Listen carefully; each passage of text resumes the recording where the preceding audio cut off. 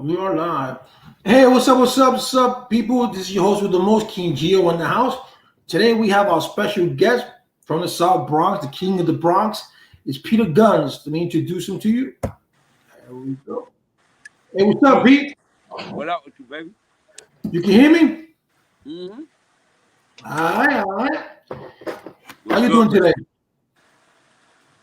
Everything is good. I'm out here in Dallas filming the show. An hour behind. So when you say 8, it's only 7 here. I almost forgot. You should have told me. I would have told you. I would have said, all right, so let's do it at your time. Nah, it's all good, bro. It's all good. It's I long like that. overdue. What's up with you? I like to have the 174. All day. You already know. All right. So tell us. You're gonna be you went from hip hop. You went from Deja Vu to Hip Hop Love, and now you're doing Cheaters. Tell us about that. Yeah, I was doing Love and Hip Hop New York. I may still do that as well, amongst other things. But yeah, Cheaters called me. They thought it would be funny and I would be a good host for the show, being I have a history in cheating. You never. So I flew out to Dallas and I'm filming the show and it's going good. It's going real good. How many episodes you guys got? When you guys start? It started in January. Oh, the show. And The yeah, show's on in we January. started in January, but then the pandemic slowed things up. So now we back filming again. So when does it all get wrapped up? And when you guys go on the air? We probably be done in December. It'll air here. It'll start airing in October. Oh, so that's next month. Mm-hmm. Well, that's not bad. Nah. I see a lot of people on YouTube, and I was like, "Oh, Peter really is doing Cheaters, and he's a cheater." I'm like, "It is what it is, man." Yeah, I'm a changed man. I'm just I can see that. That's what I was gonna get myself into, because I saw a video of you yesterday, an interview where you said that when you were doing Hip Hop Love, they was like that your truth was too dark for them. Say it again. I thought that I was watching a video of you yesterday that someone interviewed you, and you told them that you told them that in Hip Hop Love that your truth was too dark for them. Yeah, Love and Hip Hop. Yeah.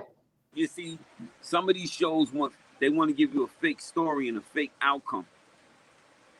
My story was real, and it happens every day. You know, you got people that love 2 women that cheat and this and that and have kids with other women, and they act like that's foreign to people. They act like, oh, that's dark. These girls look crazy. You look bugged out, when they don't know like that's everyday life in the world. You know what I mean? It happens.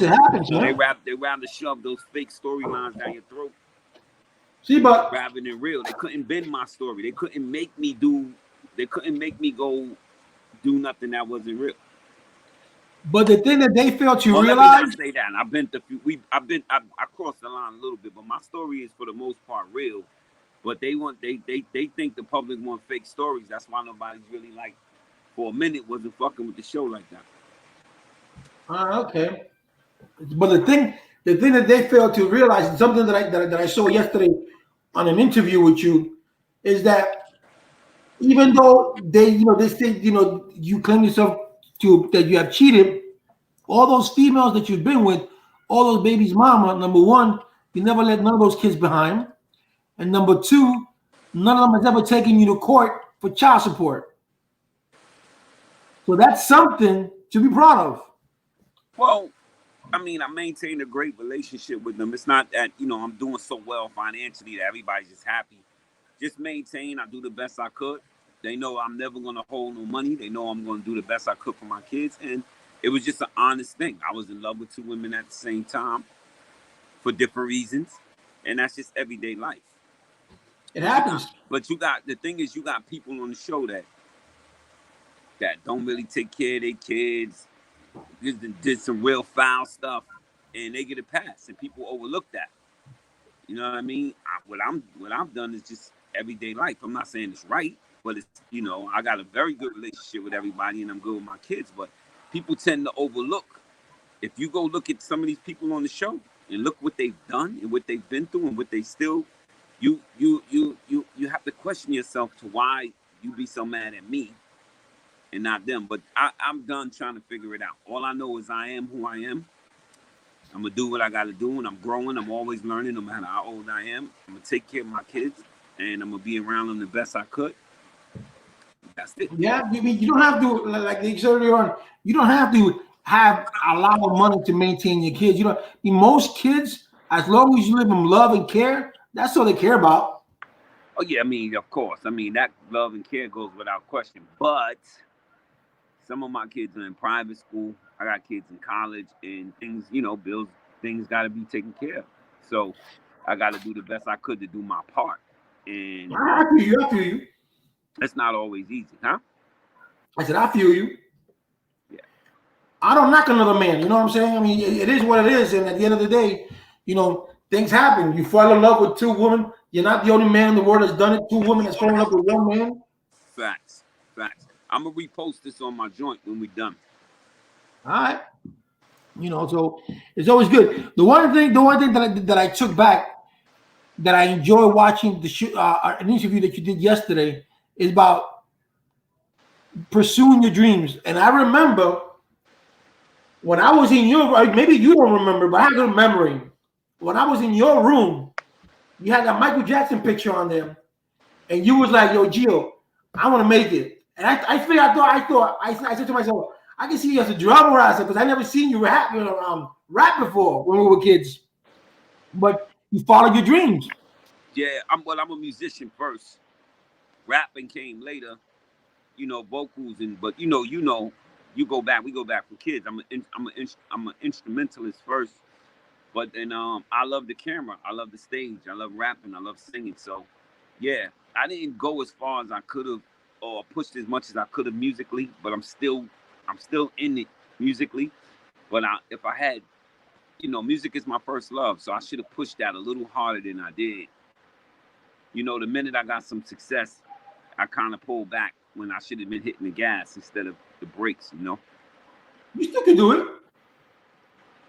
Yeah, you got Corey. I'm working on a lot of stuff. Yeah, I'm working on a lot of stuff. We got Corey stuff, but I'm really writing a lot of music right now.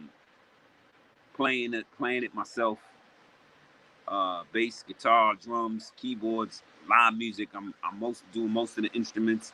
I bring in musicians to come in and back me up if need be. But yeah, I'm putting together an original project, and I'm scoring it, and I'm writing the music myself. It's coming out pretty good. Yeah, I saw a video yesterday saying that you had to go to KRS-One, and when you said KRS-One, that shit brought back memory, bro. KRS-One, Eric B and Rakim. Yeah. All that. Y'all like, oh dang, this guy B, was all the way back. I hang with Eric B almost every day when I'm in New York. He's one of my very, very good friends. Big Daddy Kane, all the people I grew up with. I was gonna ask you, what's up with Big Daddy Kane? Huh? What's up with Big Daddy Kane? That was one of my favorites. He came out and performed for my birthday party. Came and flew out to New York for my birthday party. It was wonderful, man. Kane is a very good friend of mine, man. Today's his birthday, by the way. Oh, happy birthday, Kane. Mm-hmm. I know you collaborated with Shaq. You collaborated with Tatiana Ali. Mm-hmm. Mariah Carey. I didn't see that one. I had to look at that one. Ice Cube. KRS-One. My nephew Bruce says Corey's a beast. Yeah, Corey is something else, man. Corey is phenomenal. Thank you, nephew. But yeah, I saw something yesterday where you said Corey that his mom abandoned him, and that reminded me of my ex-wife. She abandoned me. Well, she abandoned my daughter. She didn't abandon me because I don't care about her anyway. And I raised my daughter since she was 10 months old until she turned 18. Wow, that's beautiful.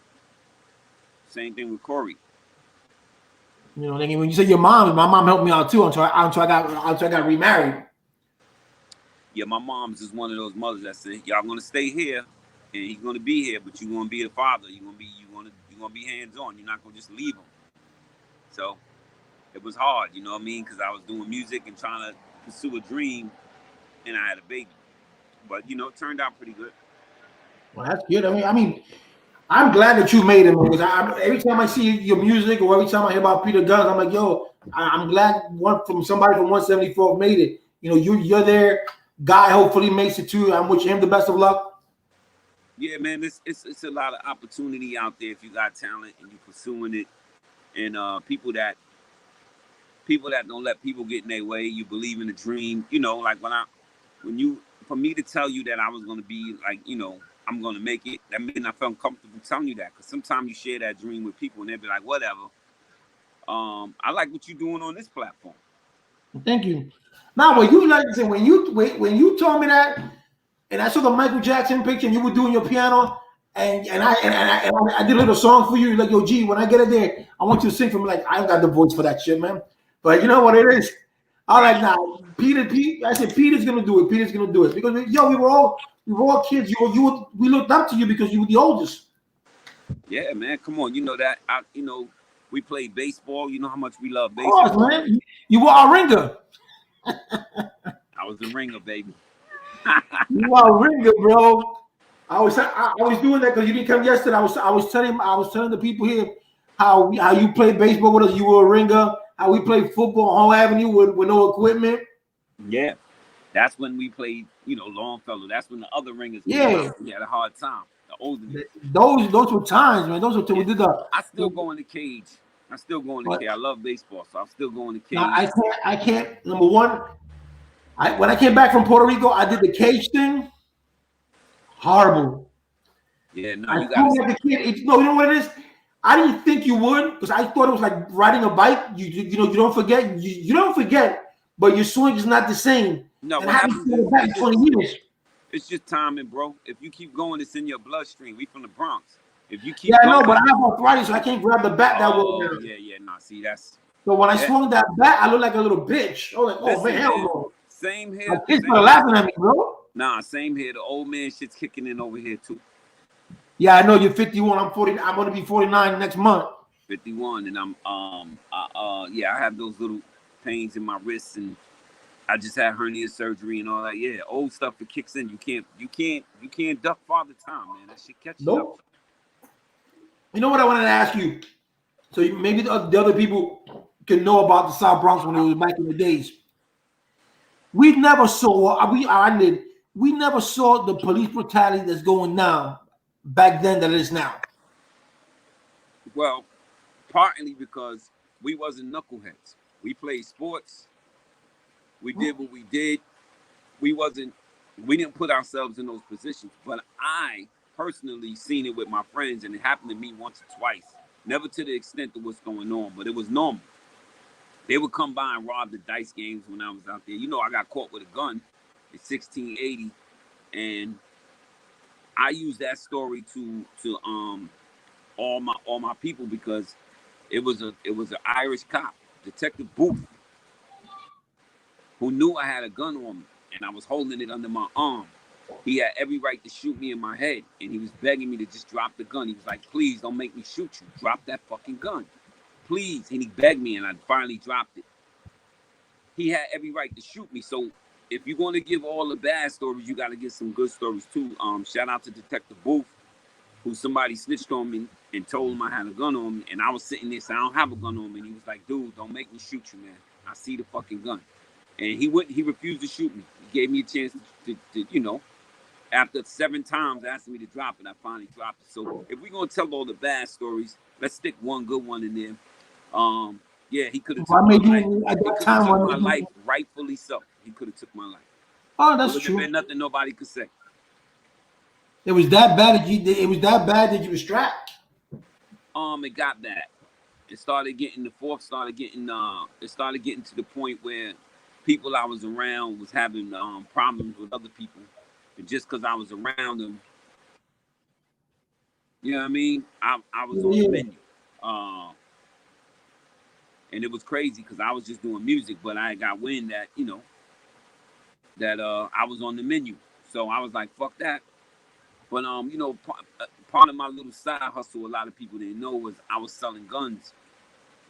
Okay. I was getting guns from Virginia and selling them for less than. If a gun cost me $300, I was getting $700-800 for it in the Bronx. So that was my little side hustle, and I regret that too. You know what I'm saying? Because I don't know if one of those guns you have sold or box of bullets I sold was somebody's demise. You know what I mean? I hate the thought of that. So That's some of the regrets I have. But growing up in the hood, just trying to make a buck and trying to just stay alive, you get caught up in shit. So I wasn't with no smoke, but I also wasn't gonna get caught slipping. True. I know that. Things happen. I mean, that's why I asked you that, because when we were growing up, like I said, I'd never seen it. And like you said, we never put ourselves in that position at that moment in time. Look, I personally, I never seen it in my either. Unfortunately, the environment that you brought up in is could be. I'll give you an example. I tried to go to music and arts high school downtown. I knew that if I didn't get in that school, I was destined for failure with school, because my zone school was James Monroe, which was the dropout. I know. Brown. So them niggas didn't accept me, and sure enough, I went to Monroe and dropped out. Became a felon, a father early. All the shit that could have happened. When I was dying to get in that school, but my grades wasn't good enough and my attendance wasn't good enough, so they wouldn't even give me a shot. And I went down there and I played drums, keyboards, I danced, and they was like, "You're phenomenal talent, but your record we can't put you in the school. You're academically not prepared. So you got to go to your zone school, which meant good luck in life after that shit." So oh shit, J Monroe was bad. We grew up, Eddie Suarez and Willie and them. Yeah, I know.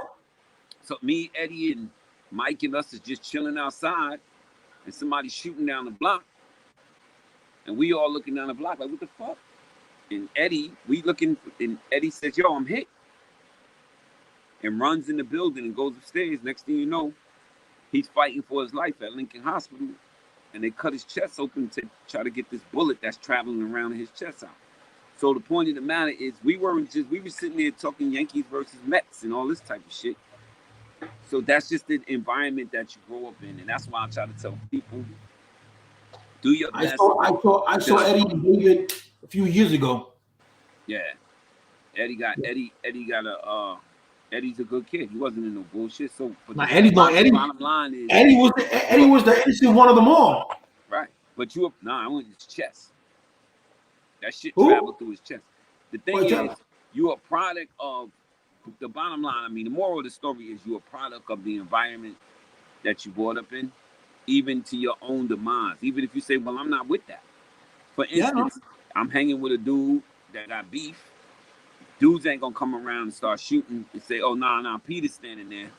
We can't shoot." Nah, they gonna shoot. Everybody out there can get it. So nowadays, they don't give a fuck. That's why you gotta put your kids.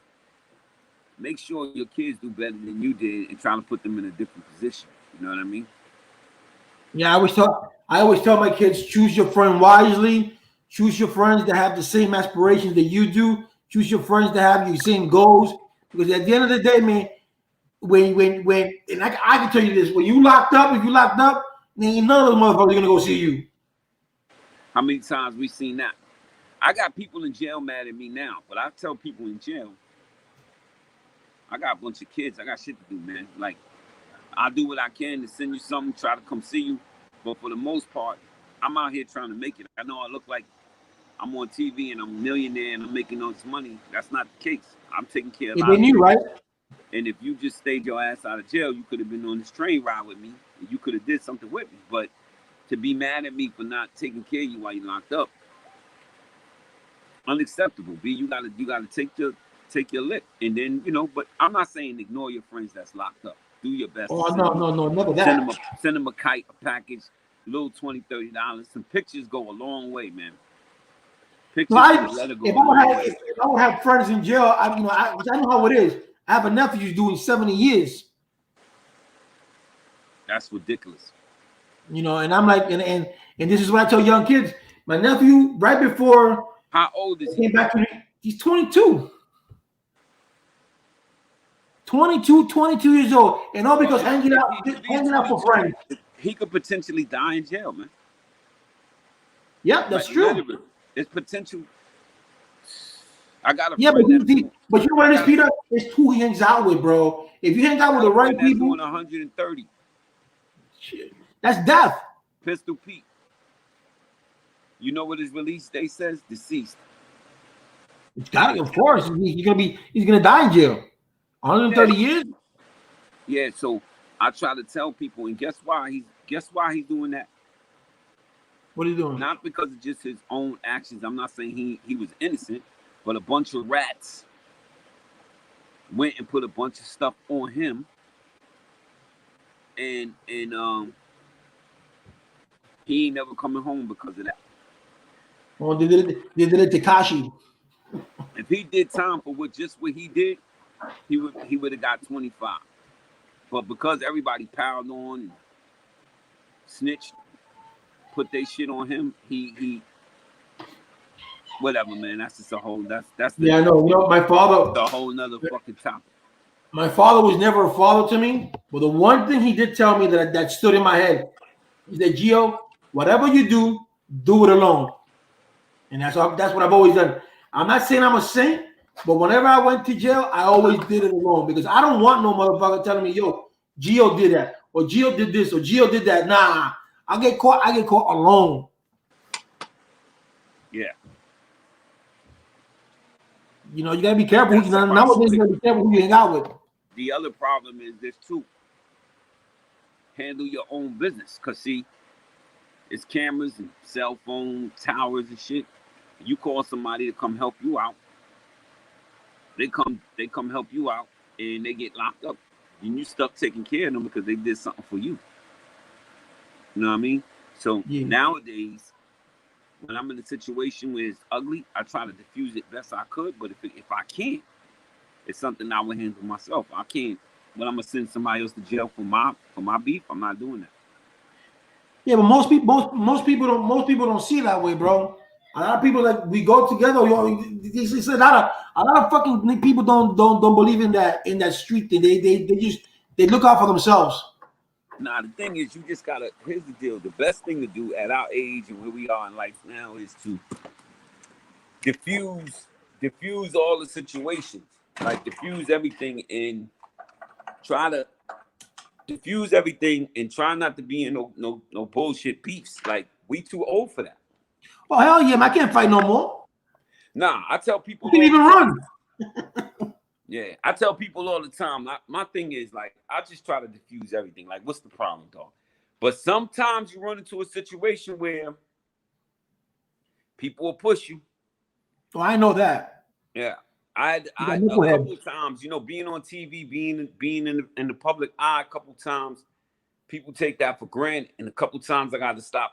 I got to put people in their tracks and be like, "Yo, dogs, you may not want to keep playing with me like that." You know what I mean? So at some time you ain't got no choice but to man up, and that's not thuggish. That's just being a man. You know what I mean? Yeah, I hear you. You got limits. You got limits. There's certain limits that you can't cross with a man. I know. Bruce asked, "What cigar are you smoking?" Oh, that was, you know, that's cigars by a local company here in Dallas. I'm in Dallas filming. They call Definition Cigars. That's what I was smoking there. My go-to is a Padron. I love Padrones, and I like this scent. There's a cigar like a light. I like a lot of Connecticut wraps now. I don't like to smoke too many like dark Maduros and stuff like that because they're just a little too harsh. But I smoked this cigar called a Champagne Anniversary. It's a good cigar. If you're into light cigars, it's a good cigar. I smoke one and drink some coffee with it in the morning. But I'm trying to pull back a little bit, man. I've been smoking too many cigars. My father used to love cigars. Yeah, my father died of lung cancer from smoking. So you think I would learn from that and put the but you know, on cigars you don't inhale, do you? Nah, you don't inhale cigars, but it's the #1 cause of throat cancer. Go figure. And yeah, you figure because the good smoke comes in and you throw it back out. Even if you throw it back out, something gets down there. So it's cigars are the #1 cause of throat cancer. So cigars, there's two things that's heavy in throat cancer, and I'm very, very addicted to both. One is cigars, and the one is eating coochie. I know. Yeah, man, that's a good one. They both cause throat cancer. They both cause throat cancer.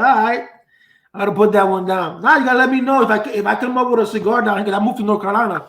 If I come up with a cigar down here that you like, let me know. I wanna get my own cigar. I wanna call it the Pedro Pistolas 174. I The want my Beto own Pistola. cigar, Pedro Pistolas 174, and I want to open up a cigar shop. I want to call it Gun Smoke. I was gonna That's you. do it here. That sounds good. I was gonna do it here in Dallas, but I think I'm gonna try and do it in New York. I would think. I would think. Money wise, I would say Dallas is better. Yeah, That's right. Dallas is better. It's just I'm just trying to figure it out. I mean, if I'm here, I'm supposed to, this season is wrapping up. I may sign on to do another season or two. If that's the case, I'm gonna do it here. But if I go back to New York, I'm gonna do it in New York. Well, make sure you get a good local. Everything in business is locale. Put in a good local place where there's a lot of traffic. Yeah. Nice little spot. Live music, a little jazz band, cigar lounge, TVs, little finger food, nothing crazy. And you gotta have a membership to come in. If you stop in, you get a box and whatever. It's gonna be it's gonna be like my little hangout. But it's my business. You gonna do it in the Bronx? Yeah. I'm trying to open a spot called Cop and Go on 174th. I'm just trying to Cop and Go. That's cool. Little shrimps and shrimp and fish and chip spot called Cop and Go. Nope, you can't sit down. You just Cop and Go, baby. You get a Cop and Go. That's it. Yeah. Oh, that's good. That's good. You got Cop and Go. You got the gun shop. Those are my two things I want to do, and then I got bigger ideas, but those are later on. I want to do a bouncy place, with trampolines for kids to jump around on one of them spots. I want to open up one of those, but that's down the road. I'm gonna start with these two first. Yeah, those two ventures. Oh, that sounds good. Bruce says eating coochie prevents cancer, bro. Nah, I mean, if she got what you call HPV, that should give you cancer in your throat. Careful, homie. Do your research. Google that. Yeah, but you have to eat a lot of coochie to get HPV in your mouth. Well, I mean, I'm only gonna do that with one person, so I ain't got that to worry about. Oh, that's true. That's true. That's good. That's good. Those days. Besides Cheetah, what's going on with you now? You gonna do anything musically, or you said it before, but what do we look forward towards? Because I'm gonna call you Peter. I can't call you Peter Panky, but I gotta call you Peter Gunz. Well, they call me Panky on the show, so it's cool. But I'm literally recording my own everything. If I gotta lay down a guitar, bass, right here in my living room, my mic is set up, keyboard, and every now and then, I'm not good, but if I need to put a light trumpet on something, so I lay the skeletons to what I'm trying to do, and then if I don't play it the way I want to hear it, then I bring in a better musician to come in and go behind me and lay and put the extra spice on it. But right now I'm doing $3 chords and shit. It's coming out, it's sounding good, but I'm by myself cooking it up, so everybody's gonna be surprised. Most people don't know. Next time you see me on stage, it'll be me with a band with a guitar in my hand and a drum set up for me to. Like Santana? I wish I could be Santana, man. Those are once in a lifetime.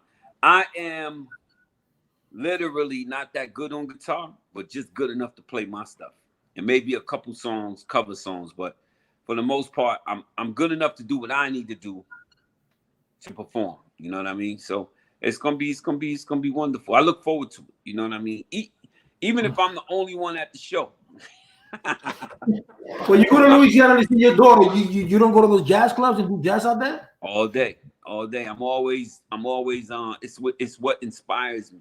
I do I do what you call age appropriate stuff. I'm not trying to cater to the kids. I'm not trying to rap about my chopper and my Gucci and all the stuff and mumble. My rap is age appropriate. It's for people my age, a little younger, a little older that like the way it used to go, / some real talent involved.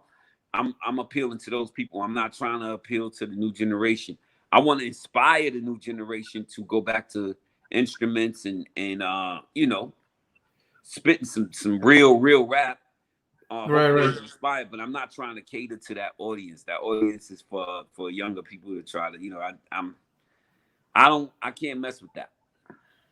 No, that's good. That's good. I mean, yeah, that's what we gotta stick the music to. I mean, because nowadays the music, I like some of it, but it's not the way it used to be. Right. It's not all trash, but 80% of it is trash. Yeah, you know, the people that were doing it was Prince, Michael Jackson, Eminem was doing his thing. I remember when Eminem came out. Yeah, well, we grew up under a different, you know, my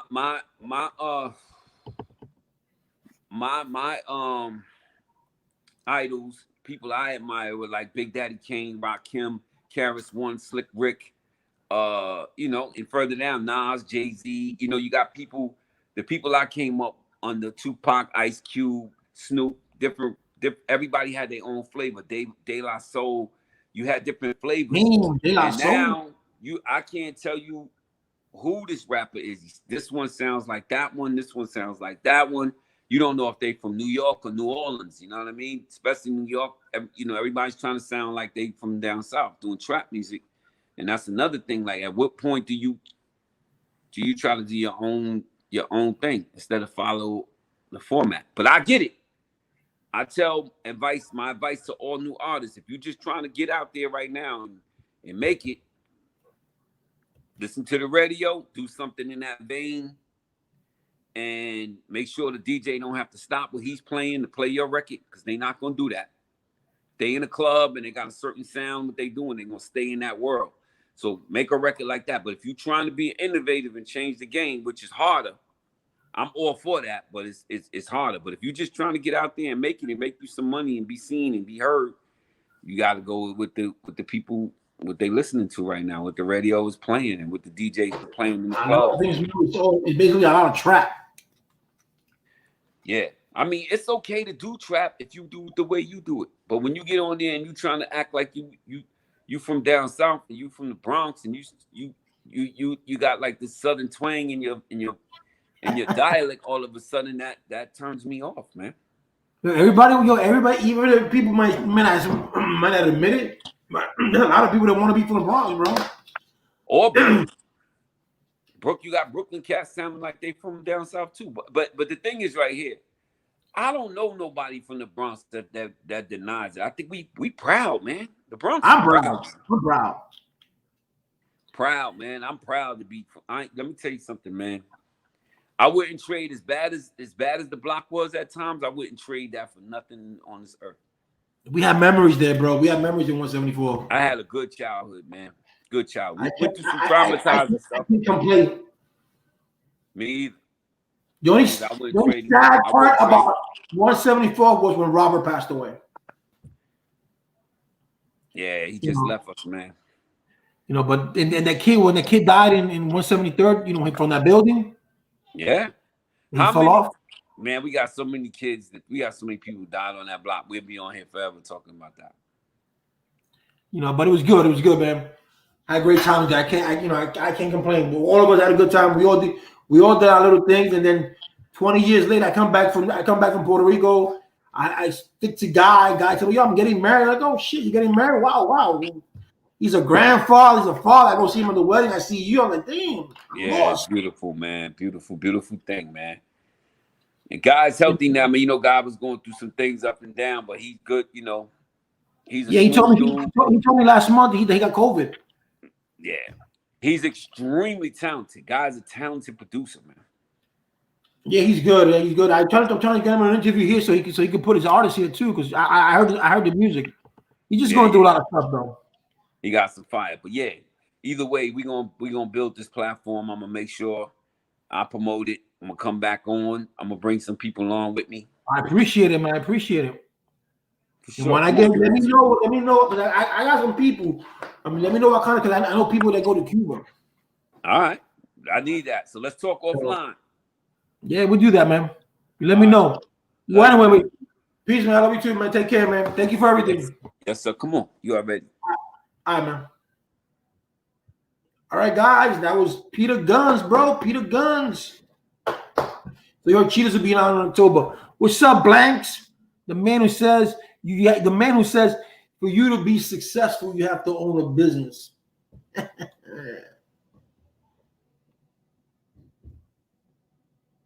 I don't know who thumbs down. There's always a wise ass that's always put a thumb down. But that's all right though. If they were man enough to say, yo, thumbs down. Yo, any guys out there, you guys need any comic books? Hit Bruce up. He's good with comic books. He got a lot of comic books.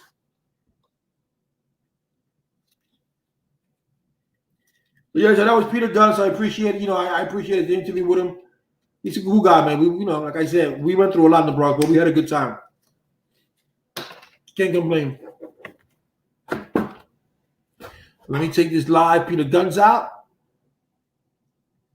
And let's go. Let me put Bruce Sayers right there for the comic books. Okay.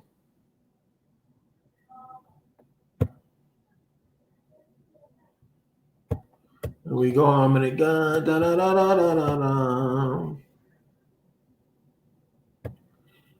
Okay.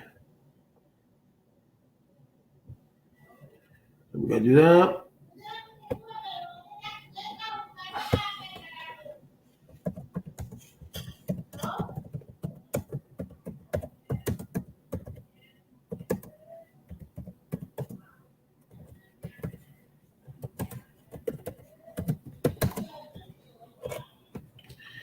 There we go. Scroll in the bottom of the ticker.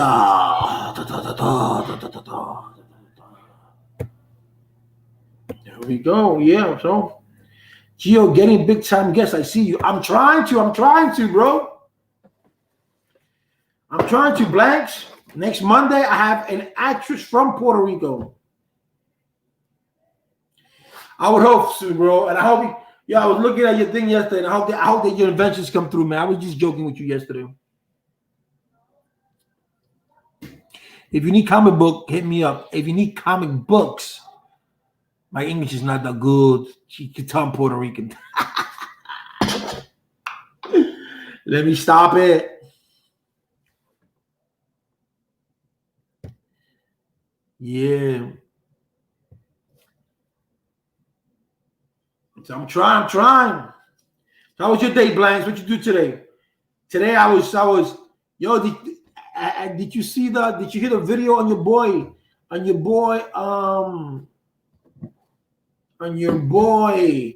Donald Trump? It was my wife. My wife is arguing with the dog.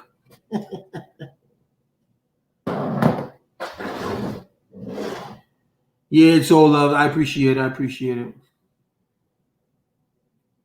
Whatever, let me end this live because this live was supposed to be just for Peter Gunz, and I have done that. I've accomplished that. It's going to be 8:49. Let me see some things. Let me do some things, and I might come back. But if not, I'll definitely be back here tomorrow, Friday. So let's get this thing jamming, bro. Let's get this YouTube coming up. You know what I mean? Well, anyway, guys, thank you for viewing, bro. I appreciate it. My love to everybody else. Thank you, Bruce, for your thing. Well, we should do a live, Bruce, you and I, and we do comic books so people can see what you have, bro. You never know. Well, guys, thank you very much for watching King Gio. Yo, Blank, you the man, bro. You don't keep up with politics like that. I keep up with it, but I just want to, at the end of the day, when I tell people none of them care about us anyway, we have to do us. That's the way it is. That's the way it's always going to be. So no matter what Trump says, no matter what Biden says, no matter what anyone says, they're not going to keep they can't keep you from doing what you got to do. So you still got to hustle. You still got to maintain your family. You still got to feed your family. You still got to keep a roof over your head. None of them is going to do anything for that. Who has to go to job? Who has to go to apply for a job? You do. Who has to wake up in the morning every day? You do. Not them. They just wake up, put on a suit and tie, go to meetings, blah, blah, blah, blah, blah, blah. Maybe in Trump's world, he's absent money like, are you talking to me? But we got to do us. So. Well, I appreciate you guys coming in. Mad love to you guys. Thank you very much. Make sure you hit that like button and smash the like button. Share this out, man. Peace.